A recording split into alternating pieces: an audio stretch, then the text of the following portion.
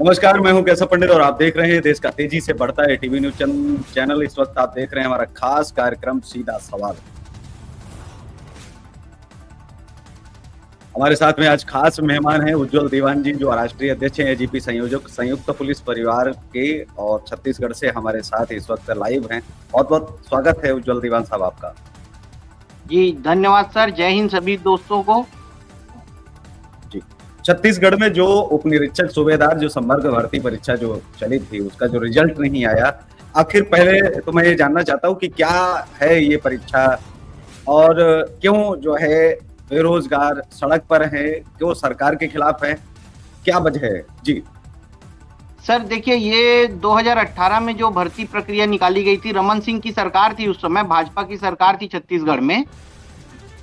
उस समय जो भर्ती प्रक्रिया निकाली गई थी 655 पदों की।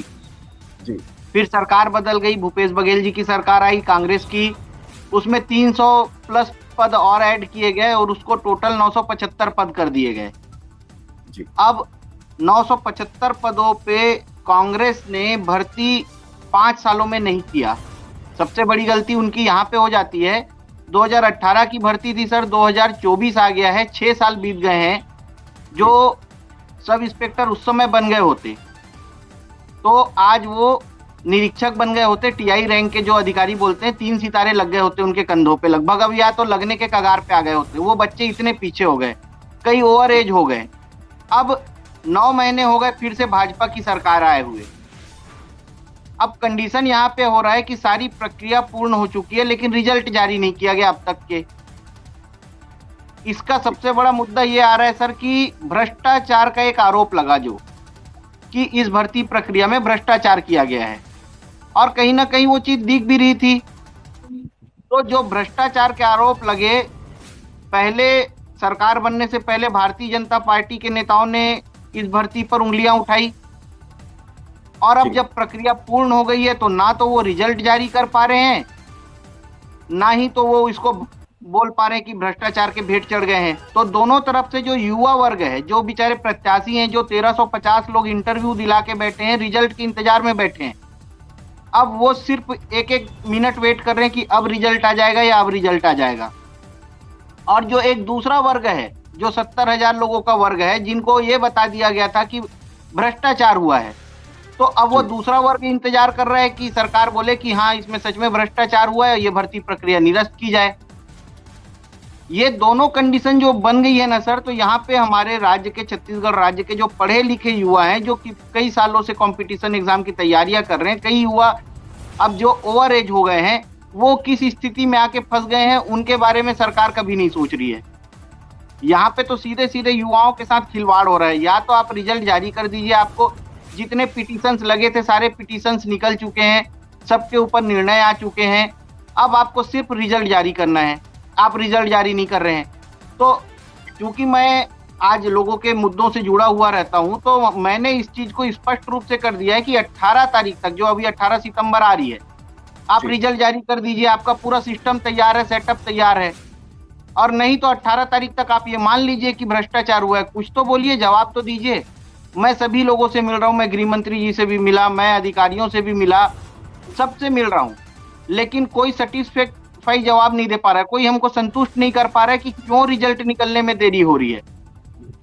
तो अब लोगों के मन में इतना ज्यादा संशय हो गया है, आक्रोश भी बढ़ रहा है युवाओं में। तो मैं तो सर जनप्रतिनिधि हूं, दोनों के पक्ष से मेरे को सुनना और बोलना पड़ता है। जो एक वर्ग मेहनत किया है, दूसरा वर्ग भी मेहनत किया है। यदि भ्रष्टाचार हुआ है और कुछ लोग बाहर हो गए हैं तो वो भी भ्रष्टाचारियों की गलती है, और अगर नहीं हुआ है तो रिजल्ट क्यों जारी नहीं किया जा रहा है? ऐसा कौन सा सिस्टम रोक रहा है आपको रिजल्ट जारी करने से? मैं ये दोनों पक्ष की बात कर रहा हूं मैं। लेकिन जिस समय छत्तीसगढ़ सरकार में कांग्रेस थी, उस वक्त भारतीय जनता पार्टी ने बहुत बड़ा वादा भी किया था कि हम जो है सिस्टम में सुधार करेंगे, सफाई करेंगे। बहुत बड़ी वजह नहीं रही थी क्या उस समय ये भर्ती प्रक्रिया का जो मामला उन्होंने अपने घोषणा पत्र में डाला था, और क्या ये सरकार बनाने के लिए पर्याप्त नहीं था? इस बात को जब उठाया, 9 माह बीत जाने के बावजूद भी अब जो है उनके कानों में क्यों जो है अब तेल डालने की क्यों जरूरत पड़ रही है? सड़कों पर जो है जो बेरोजगार है उसको उतरने की जरूरत क्यों पड़ रही है? क्योंकि ये तो उनका प्रमुख मुद्दा था घोषणा पत्र में भी डाला था, उन्होंने ये आवाज भी उठाई थी। और सरकार बनाने में ये भर्ती प्रक्रिया जो है बहुत बड़ा रोल कहीं ना कहीं रहा है भाजपा के लिए। जी जी बिल्कुल, ये जो युवा वर्ग है छत्तीसगढ़ का, ये भाजपा की सरकार लाने में पूर्ण सहयोग किया है, पूर्ण। जितने भी शिक्षित बेरोजगार घूम रहे थे, जो पिछली सरकार से आक्रोशित थे, वो सभी मिलकर के कहीं ना कहीं भारतीय जनता पार्टी की सरकार लाने में अपना पूर्ण योगदान दिए हैं। और आज वही युवा वर्ग दो पक्षों में बट गया है, एक जो रिजल्ट की मांग कर रहा है और दूसरा ये बोल रहा है कि रिजल्ट ना निकाला जाए। इसके लिए जिम्मेदार भी नेता है, मैं आपको ये भी बता देता हूँ। यदि नेताओं ने उस समय जब नहीं बोला होता कि यहाँ पर भ्रष्टाचार हुआ या ये हुआ, तो युवा वर्ग तो अपनी पढ़ाई लिखाई से ही अपने जीवन में व्यस्त था। आपने उनको गुमराह कर दिया, सीधे सीधे बोलूं तो मैं।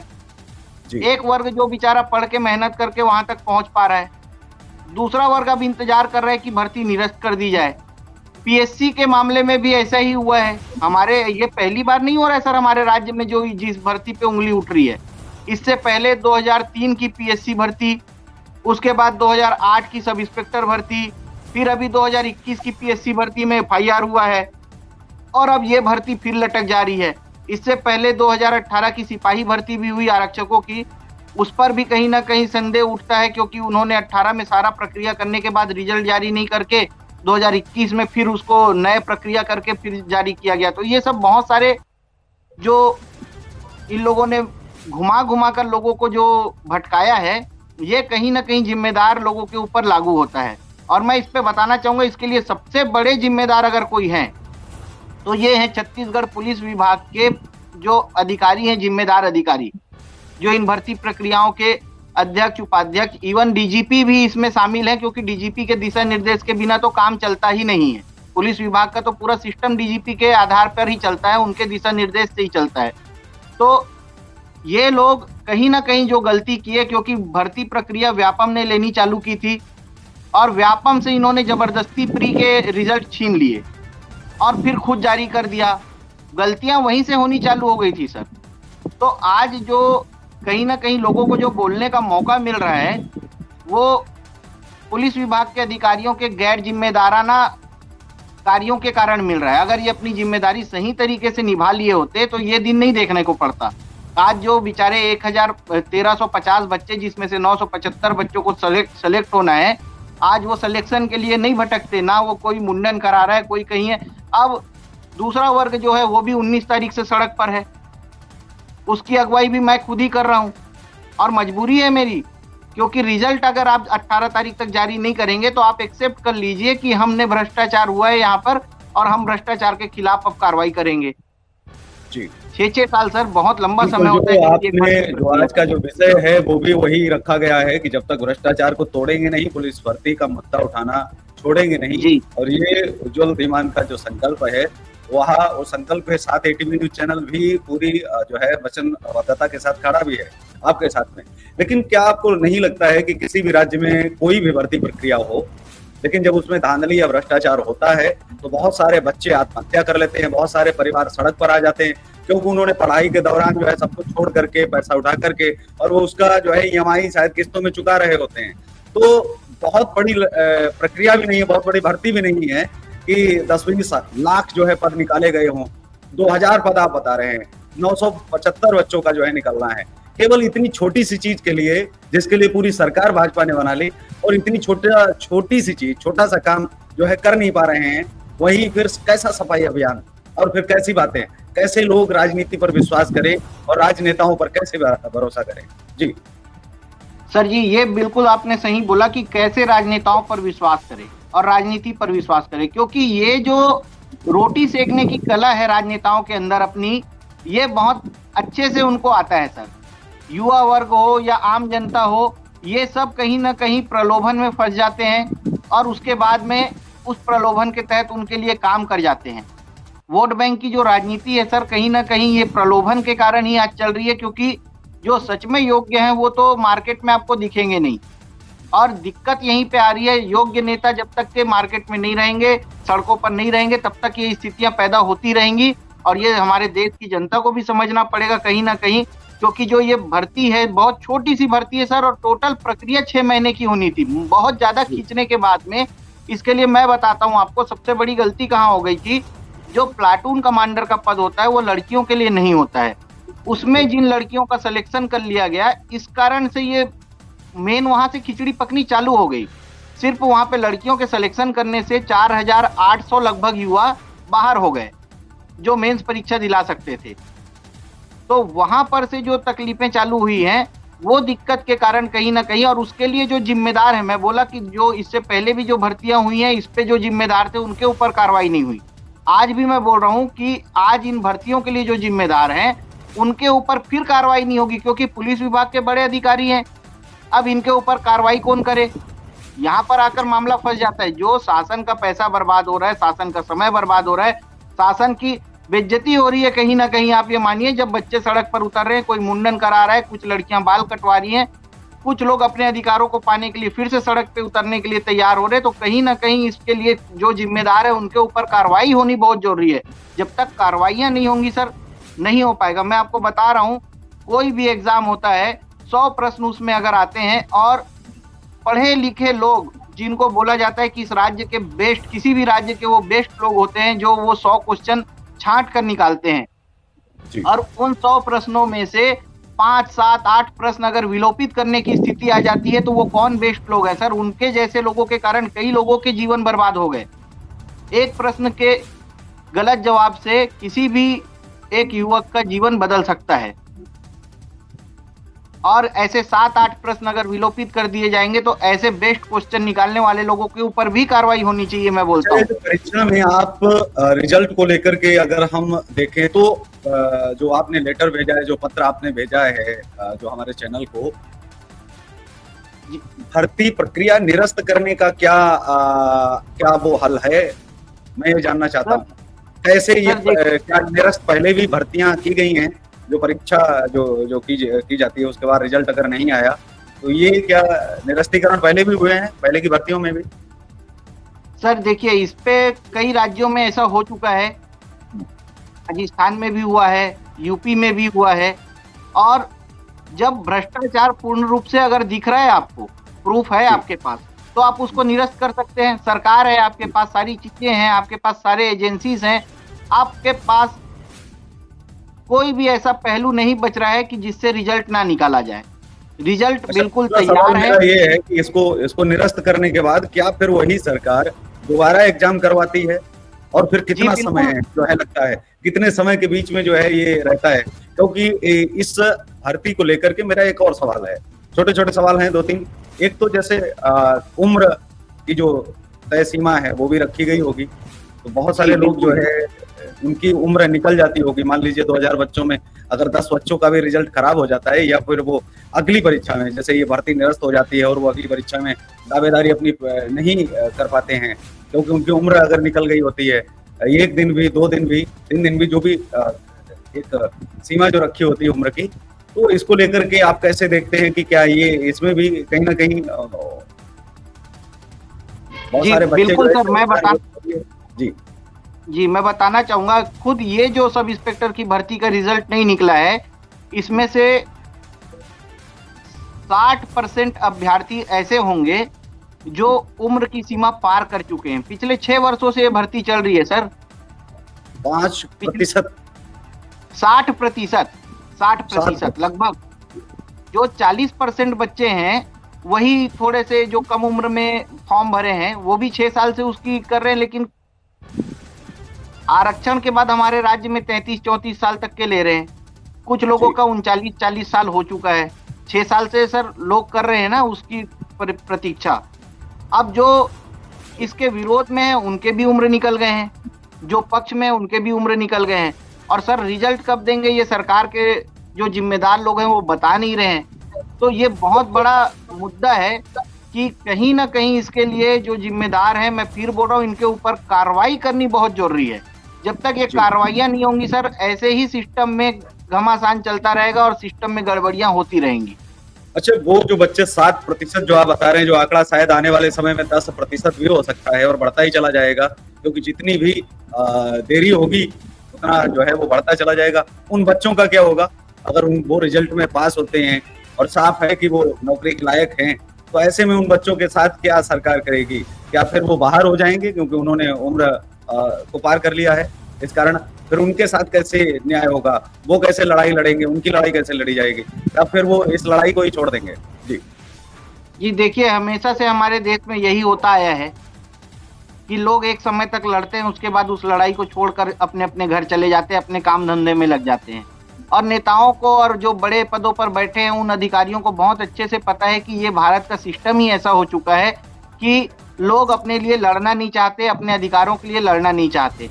ये मेरे को देखने के लिए सर पहली बार मिल रहा है कि छत्तीसगढ़ पुलिस विभाग में भर्ती होने के लिए जो सब इंस्पेक्टर पद होता है, बहुत जिम्मेदार पद होता है, ग्रेजुएट बच्चे इसमें आते हैं, उसमें भर्ती होने के लिए लोगों को रिजल्ट जारी करवाने के लिए मुंडन करवाना पड़ रहा है, बाल कटवाना पड़ रहा है, भूख हड़ताल करना पड़ रहा है। कहीं ना कहीं इसके लिए जो जिम्मेदार हैं, कहाँ हैं वो लोग? वो जवाब क्यों नहीं दे पा रहे हैं उन लोगों को? और जो एक बेचारा बगल में बैठा हुआ है जो ये सोच रहा है कि भ्रष्टाचार हुआ है, कहीं ना कहीं कुछ लोग एक नंबर आधे नंबर से सर कम हो गए हैं, जी तो वो भी उम्मीद कर रहे हैं कि कहीं ना कहीं हमारा ये बदल जाए तो एक मौका हमें और मिल जाए। मैं दोनों पक्षों को लेके चल रहा हूं सर, क्योंकि देखिए मेरी जिम्मेदारी बनती कि मैं दोनों पक्षों के साथ रहूं। तो सरकार को बोलना पड़ेगा कि अगर भ्रष्टाचार हुआ है तो भ्रष्टाचार हुआ है, इसलिए हम इस भर्ती का रिजल्ट जारी नहीं करेंगे, और नहीं तो मैं फिर से बोल रहा हूं रिजल्ट तैयार है, आप तत्काल जारी कर दीजिए, क्योंकि रिजल्ट इसमें जो तैयार है, भर्ती हमें निकाली इसकी गई पूरी थी, जानकारी है। जी इस समय वर्तमान में छत्तीसगढ़ में कितने जो है पदों पर कहीं ना कहीं रिक्तियां तो हैं ही, साथ में जो कांग्रेस ने निकाला था ये केवल एक चुनावी दिखावा था या वास्तविक था? क्योंकि अगर वास्तविक था तो वो अपने समय में कर सकते थे, या केवल वो रोके रखना चाहते थे कि अगर हमारी सरकार आएगी तो हम दोबारा इसको करेंगे? क्या ये लक्ष्य कहीं ना कहीं कांग्रेस का दिख रहा था आपको? या फिर जी दूसरा, बिल्कुल। वर्तमान में जो 2000 पद निकाले गए हैं, मेरा साथ में ही मैं दूसरा सवाल भी ऐड कर देता हूं कि जो 2000 पद निकाले गए वो केवल व केवल बरगलाने के लिए था? पद एक्चुअल में बहुत ज्यादा थे खाली, लेकिन 2000 पद निकाले ही गए। जी नहीं नहीं सर, इसमें क्या हुआ था, भाजपा ने निकाला था अपने 2018 में, मैं फिर से क्लियर कर देता हूं आपको। ठीक ठीक। वो चुनावी साल था और भाजपा को उम्मीद थी कि हम 2018 के विधानसभा चुनाव में नवंबर दिसंबर में फिर से सरकार बना लेंगे, लेकिन वो हो नहीं पाया।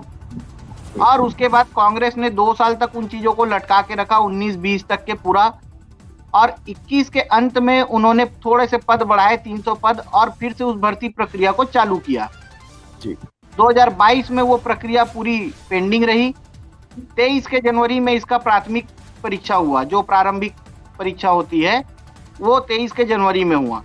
उसके बाद से इन्होंने गलतियां करनी चालू कर दी। कांग्रेस का विजन क्लियर था कि जैसे तैसे करके हम रिजल्ट निकाल देंगे, चुनाव खत्म होने से पहले, नवंबर से पहले रिजल्ट जारी करने का इनका पूरा सब चीज बना हुआ था। लेकिन कहीं ना कहीं इनकी गलतियों के कारण हाई कोर्ट में मामले गए और स्टे लगते चले गए, इसलिए रिजल्ट जारी करने में देर हो गया और कांग्रेस को इसका नुकसान उठाना पड़ा, और भारतीय जनता पार्टी ने इस मुद्दे को बहुत अच्छे से भुनाया और उसका फायदा भारतीय जनता पार्टी को मिला भी। अब लेकिन जब सारी प्रक्रिया पूर्ण हो चुकी है तो कहीं ना कहीं इसके लिए अब कौन जिम्मेदार है? मैं बार बार जिम्मेदारों की ही बात कर रहा हूं कि आप बच्चों के भविष्य से नहीं खेल सकते। राज्य के बच्चे, किसी भी देश के बच्चे हो, जो सिर्फ पूरी जिंदगी इन्हीं एग्जाम के लिए अपना जीवन पूरा लगा देते हैं घर परिवार छोड़कर, और आप उनके साथ खिलवाड़ कर रहे हैं। अच्छा, ये जो एग्जाम होता है, इस एग्जाम के बाद में जिम्मेदारी पूरी किसकी रहती है? कितना समय कुछ ना कुछ तो जो है भर्ती प्रक्रिया में रहता ही होगा कि ये सारी प्रक्रिया पूर्ण हो चुकी है सर, सिर्फ रिजल्ट जारी करना है।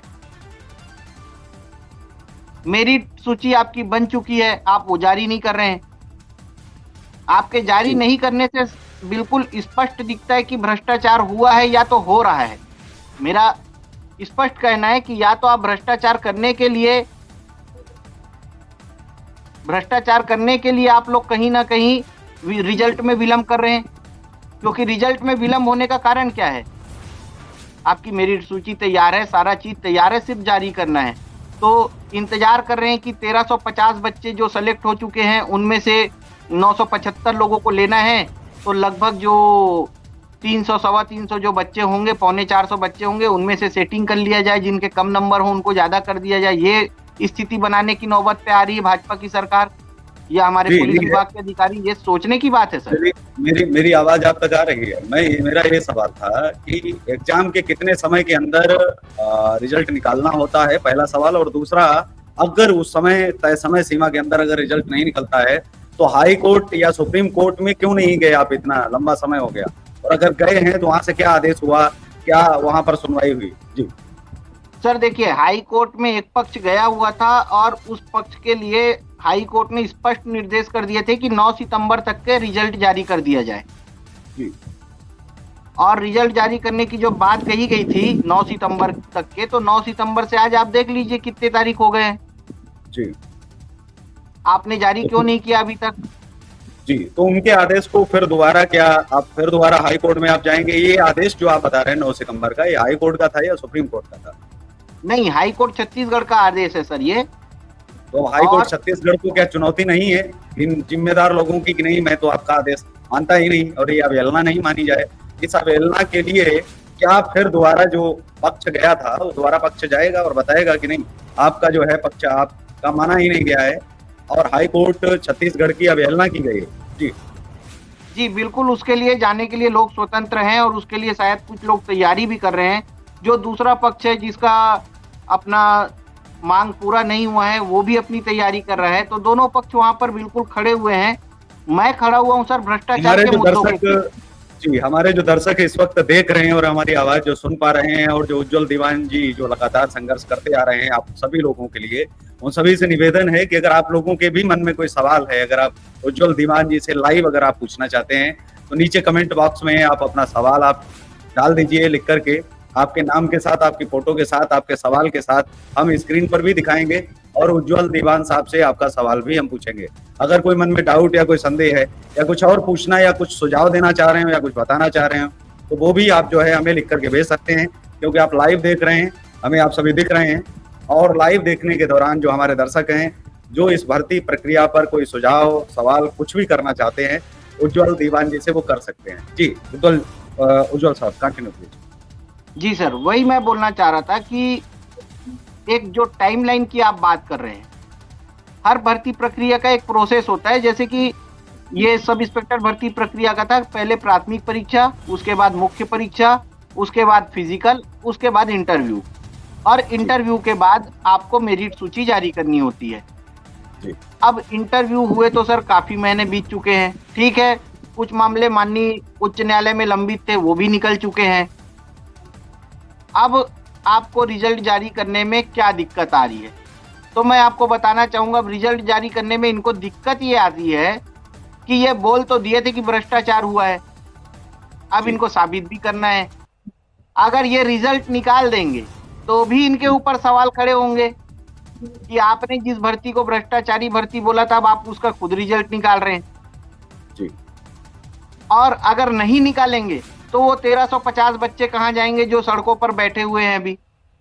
जी हमारे एक तो दर्शक ने अभी आपके लिए एक सवाल भेजा है और उन्होंने कहा है कि सर 2018 में कांस्टेबल भर्ती में कोई भ्रष्टाचार नहीं था, तभी कांग्रेस सरकार ने निरस्त कर दिया, शायद ये लिखा है अंकित प्रजापति जी। जी जी, मैं वही बता रहा था कि 2018 में पूरी भर्ती प्रक्रिया पूर्ण हो चुकी थी कांस्टेबल भर्ती की, और उसके बाद में कांग्रेस ने वापस आकर उस भर्ती प्रक्रिया में वापस से फिजिकल करवाया, जी और 5 इवेंट का फिजिकल करवाया। उसकी मैंने आरटीआई से जानकारी भी ली कि ऐसा क्यों। तो कहीं ना कहीं सर उसमें भी उंगली उठती है, क्योंकि जो बच्चे योग्य थे वो कट गए और जो जिनको दोबारा मौका मिला वो फिर आ गए अंदर। जी तो इन सब चीजों को जब देखेंगे सर, तो कहीं ना कहीं जो जिम्मेदार लोग हैं वो फिर बच के निकल गए। जिम्मेदारों पर कार्रवाई बहुत जरूरी है सर, मैं बोलना चाहूंगा। कहीं भ्रष्टाचार नहीं हुआ था, पहले लाइन में सारे लोग अच्छे से मेहनत करके आए थे। मैं खुद उस भर्ती प्रक्रिया को बहुत नजदीक से ऑब्जर्व कर रहा था। तो इन चीजों को देखने के बाद, लेकिन उसमें फिर डबल एग्जाम लेना वो कहीं का न्याय नहीं था। पुलिस विभाग के जो बड़े अधिकारी हैं उनका किस प्रकार का रोल रहता है ऐसी भर्तियों में, जो पुलिस भर्ती निकलती हैं, वो किस तरह से जो है इसमें भ्रष्टाचार कर सकते हैं, कहाँ तक उम्मीद है और किस तरह से भ्रष्टाचार किया जा सकता है, जो आपको लग रहा हो या अभी तक की भर्तियों में जो आपने देखा हो अन्य राज्यों में, कोई आपको ऐसा लगा हो कि इस तरह से किया जाता है भ्रष्टाचार? कि पैसे लेकर के रिजल्ट खोलना, या फिर वो जो भी है उसे आपको जो लग रहा है? जी सर, पुलिस विभाग के अधिकारी ही पूर्ण जिम्मेदार हैं, क्योंकि रिजल्ट तो उन्हीं को जारी करना है, नेता मंत्री जी तो रिजल्ट जारी करेंगे नहीं। दूसरी बात, ये वाली जो सब इंस्पेक्टर की भर्ती है, इसके लिए तो पुलिस विभाग के अधिकारी सबसे ज्यादा जिम्मेदार हैं, क्योंकि हमारे यहाँ व्यापम है छत्तीसगढ़ में व्यावसायिक परीक्षा मंडल।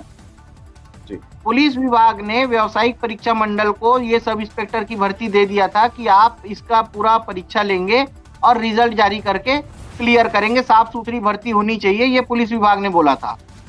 जी लेकिन जैसे ही प्राथमिक परीक्षा हुआ और रिजल्ट जारी करने का समय आया प्राथमिक परीक्षा का, जब कुछ बच्चे फिर उसमें से मेंस में क्वालिफाई होते प्राथमिक के बाद में और कुछ कट जाते, तो रिजल्ट जारी करने के समय में व्यावसायिक परीक्षा मंडल से दबाव पूर्वक पुलिस विभाग के अधिकारी ले गए अपना रिजल्ट। व्यावसायिक परीक्षा मेन दिक्कतें वहीं से चालू हुई हैं सर। व्यावसायिक परीक्षा मंडल से अगर पुलिस विभाग रिजल्ट लेके नहीं जाता और खुद जारी नहीं करता तो इतनी दिक्कतें नहीं आती, फिर सारी जिम्मेदारी व्यावसायिक परीक्षा मंडल की हो जाती और उनकी जिम्मेदारियां तय करना बहुत आसान था। अब पुलिस विभाग के अधिकारी अपनी गलतियों को मानेंगे नहीं और नेता उनके ऊपर कार्रवाई करेंगे नहीं, चाहे सत्ता में कोई भी बैठे, चाहे भाजपा बैठे या कांग्रेस बैठे। जी तो ये पुलिस विभाग के अधिकारी ही सबसे ज्यादा जिम्मेदार है। मैं बोल रहा हूँ कि प्लाटून कमांडर के बारे में हो सकता है कि व्यावसायिक परीक्षा मंडल को ना पता हो, लेकिन पुलिस विभाग के अधिकारियों को स्पष्ट रूप से पता था। तो उस पद में महिलाओं को क्यों घुसाया गया? बिल्कुल वही बात अंकित प्रजापति भी कह रहे हैं, वही बात का समर्थन कर रहे हैं कि बीजेपी की सरकार ने चुनाव से पहले एसआई भर्ती में भ्रष्टाचार का आरोप तो लगा दिया था, क्योंकि यह ऐसा होता है अमूमन चुनाव जीतने के लिए सरकारें जो है कहीं ना कहीं पार्टियां करती हैं, लेकिन सत्ता प्राप्ति होने के बाद बीजेपी की सरकार मौन है। अच्छा, एक सवाल मेरा और था कि इन परीक्षाओं को जब ये एग्जाम दिए जाते हैं, क्या इनके लिए सीधे इनको लाइव नहीं करवाया जा सकता? कि 2000 अभ्यर्थी थे, 20 कैमरे लगा दिए जाते, हर 100 बच्चों पर एक कैमरा, 2000 बच्चों का, और उन्होंने सुबह एग्जाम दिया और शाम को रिजल्ट आ जाता। क्या ऐसा संभव है? अगर सरकारें चाहें, नियति अगर अच्छी हो, क्या ये देशवासियों का जो जिनके टैक्स से वेतन जाता है, सैलरी जाती है, तो क्या विभाग के कौन लोग आ रहे हैं? क्या ये जनता को जानने का अधिकार नहीं है? वास्तविक में कौन लोग हैं जो कई में पढ़ करके और सही ढंग से परीक्षा दे करके वहां सब इंस्पेक्टर बन रहे हैं? क्या इतनी पारदर्शिता अगर कर दी जाए तो क्या लगता नहीं है आपको कि बहुत कुछ सुधार हो जाएगा सिस्टम के अंदर भी? जी सर, बहुत इजी था। देखिए, प्राथमिक परीक्षा जो हुई उसके नंबर सबके सामने ला दिए गए, मुख्य परीक्षा के नंबर सबके सामने ला दिए गए, जी फिजिकल के रिजल्ट आपके सामने थे। इंटरव्यू की जरूरत ही नहीं है सर, पुलिस विभाग में इंटरव्यू लेने की जरूरत ही नहीं। 100 नंबर के इंटरव्यू की क्या जरूरत है जब बच्चे आपकी योग्यता को हासिल करते हुए वहां तक पास होके आ चुके हैं। जी आप वहीं पर से रिजल्ट क्लियर हो जाता है। जो बच्चा फिजिकल में कितना नंबर पाया है, मेंस में कितना पाया है, प्री में कितना पाया है, वो अपना जोड़ के अपनी मेरिट खुद बना लेता पूरे देश के सामने। पूरे अगर ये 20 कैमरे लगा दिए जाएं और एक चैनल सरकारी बहुत सारे, जैसे वंदे भारत चल रहा है, वंदे गुजरात चल रहा है, तो वंदे गुजरात पर ऐसी बहुत सारी चीजें हैं, तो जहां परीक्षा हो रही है उसी का सीधा लाइव प्रसारण करवा दिया जाए और शाम को रिजल्ट निकलवा दिया जाए, क्या ये बिल्कुल पारदर्शी नहीं हो जाएगा? और सीधे सीधे उनको नौकरी दे दी जाए, क्योंकि उनका इंटरव्यू करने की आवश्यकता ही नहीं। जो आप जैसे बता रहे कि एग्जाम उन्होंने पास कर लिया, ये उनका इंटरव्यू और एग्जाम दोनों चीजें एक साथ क्लियर हो रही है ना, अलग से इंटरव्यू की प्रक्रिया क्यों? क्या इंटरव्यू के बहाने फिर आप पैसे तय कर रहे हैं कि नहीं हम तो आपको इतने नंबर नहीं दे रहे हैं? आप कैसे मौखिक में तय करेंगे? जो जब लिखित में तय हो गया कि 100 में से 95 आया है और वही आप मौखिक में आप उसको 30 नंबर दे रहे हैं, तो कैसे पास हो पाएगा वो? अच्छा जी बिल्कुल सर, ये सबसे बड़ी धांधली की बात होती है। सबसे बड़ा भ्रष्टाचार का मुद्दा यहाँ पे उठता है कि एक योग्य बच्चा जो 100 में 90-95 नंबर पा के आता है, इंटरव्यू में उसको 30-35 नंबर दे के पीछे कर दिया जाता है। और ये एक जगह की बात नहीं है, कई जगह पे ऐसे मामले उठे हुए हैं और लोगों ने देखा भी है। तो इंटरव्यू की प्रक्रिया ही खत्म करनी चाहिए। या तो आप इंटरव्यू ही ले लीजिए, फिर लिखित परीक्षा और दौड़ भाग मत करवाइए। जब आपको इंटरव्यू ही लेके पास करना है तो क्यों लोगों से मेहनत करवा के उनका समय बर्बाद करते हैं? जी, फिर तो यही हो जाएगा कि बहुत सारे देश हैं, तंजानिया है, पाकिस्तान है, बांग्लादेश है, जहाँ इस तरह की प्रक्रियाएं चल रही हैं और उनकी हम व्यवस्था भी देख रहे हैं कि सुदृढ़ कानून व्यवस्था देश के अंदर बहुत जरूरी है। वो इसलिए नहीं कि इस देश के अंदर जो है भ्रष्टाचार कम हो जाएगा, वो तो हमेशा ही रहा है और सदैव रहेगा। उसको कभी जो है कम नहीं किया जा सका है। लेकिन ये बड़ा देश है, इस देश के टुकड़े ना हो पाए, इसलिए देशभक्त लोग, राष्ट्रवादी लोग बहुत जरूरी है। मैं जैसा आपके टी शर्ट पर भी देख रहा हूँ कि विचार तो आपके क्रांतिकारी रहते ही हैं, लेकिन जो नेताजी सुभाष चंद्र बोस की जो देश के आदर्श हैं, चंद्रशेखर आजाद जी और भगत सिंह की भी तस्वीर आप वैसे ही लगाते हैं जैसे हमारे सेना के जो है एक प्रशिक्षक हैं और उनकी कई फिल्में भी आई। और जी जी जी, तो ठीक वैसे ही आप अंदाज में बैठे हैं और वही अंदाज बोलने का जो है, और ठीक वैसी ही लड़ाई आपकी कि जब तक तोड़ेंगे नहीं तब तक छोड़ेंगे नहीं। तो हमारे साथ आज उज्जवल दीवान जी थे, लेकिन आने वाले समय में हम डिबेट करेंगे और शायद हम कल फिर प्रस्तुत हों, और बहुत सारे अभ्यर्थी भी हमारे साथ में कल की डेट में होंगे जो इससे दुखी हैं, जो पीड़ित हैं, वो भी लाइव होंगे, वो भी अपनी समस्याएं रखेंगे। और सरकार के सामने हमने पहले भी बक्सवा के जंगलों की मांग उठाई थी, और हमारे साथ में जैन साहब ने भी मांग उठाई थी छत्तीसगढ़ की। जब तक बक्सवा के जंगल की डिबेट हमने 2 साल तक की, उसमें हमने अंतर्राष्ट्रीय स्तर के लगभग जो है 40 से अधिक देशों के प्रतिनिधियों को भी बुलाया, तब जाकर के जो है फिर कहीं ना कहीं सरकार ने रोक लगाई। तो इस परीक्षा में एटीवी न्यूज चैनल आपके साथ में है, और हम तब तक डिबेट करते रहेंगे, मुद्दे उठाते रहेंगे जब तक भाजपा सरकार को लगे नहीं कि अब कानों में तेल बहुत ज्यादा हो गया है, अब हमें सुनवाई कर ही लेनी चाहिए। क्योंकि अगर सुनवाई नहीं करेंगे तो आने वाले समय में कई राज्यों में हमें नुकसान तो होगा ही, और साथ ही छत्तीसगढ़ एक बार अगर आंदोलन शुरू हो गया छत्तीसगढ़ के अंदर, क्योंकि क्रांति की धरती है छत्तीसगढ़, वहां जब भी आंदोलन शुरू होता है तो खत्म कैसे होता है सभी ने देखा है, चाहे आजादी का युद्ध हो और चाहे कोई भी युद्ध हो। तो इस कार्यक्रम में बस इतना ही, हमें दीजिए इजाजत, नमस्कार। और आप देखते रहिए। एक रिक्वेस्ट है सर, एक रिक्वेस्ट है। जी जी बिल्कुल दीवान साहब, कल आप कोशिश कीजिएगा कि कल जो युवक अपने रिजल्ट के लिए इंतजार कर रहे हैं, युवक युवतियां, और एक जो दूसरा पक्ष जो हमारा बोलता है कि भ्रष्टाचार हुआ है, इन दोनों पक्षों के साथ एक डिबेट करवा लीजिए सर, अगर आपके पास समय हो तो।